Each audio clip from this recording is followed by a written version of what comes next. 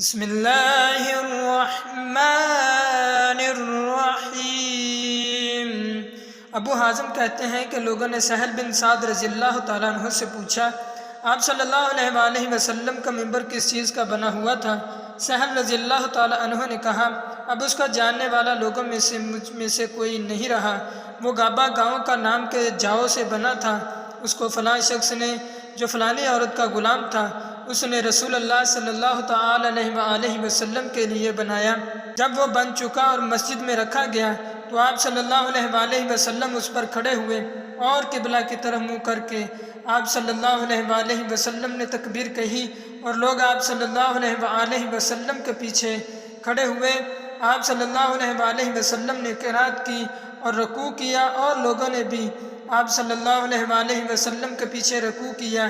پھر آپ صلی اللہ علیہ وآلہ وسلم نے سر اٹھایا اور الٹے پاؤں پیچھے ہٹے، پھر زمین پر سجدہ کیا، پھر دونوں سجدوں کے بعد ممبر پر چلے گئے، پھر قرات کی، پھر رکوع کیا، پھر رکوع سے سر اٹھایا، پھر الٹے پاؤں پیچھے ہٹے اور زمین پر سجدہ کیا۔ ممبر کا قصہ یہ ہے، امام بخاری رحمۃ اللہ تعالیٰ علیہ نے کہا کہ علی بن عبداللہ مدینی رحمۃ اللہ تعالیٰ علیہ نے کہا، مجھ سے امام احمد بن حنبل رحمۃ اللہ تعالیٰ علیہ نے اس حدیث کو پوچھا۔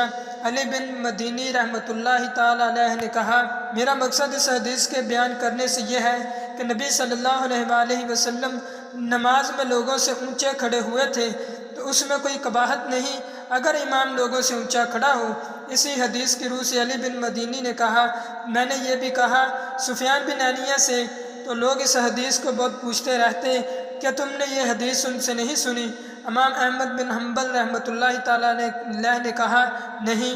حضرت انس بن مالک رضی اللہ تعالیٰ عنہ سے روایت ہے کہ رسول اللہ صلی اللہ علیہ وآلہ وسلم 5 ہجری میں گھوڑے سے گر گئے اور آپ صلی اللہ علیہ وآلہ وسلم کی پنڈلی یا کاندھا زخمی ہو گیا تھا، اور آپ صلی اللہ علیہ وآلہ وسلم نے 1 مہینے تک اپنی بیویوں کے پاس نہ جانے کی قسم کھا لی۔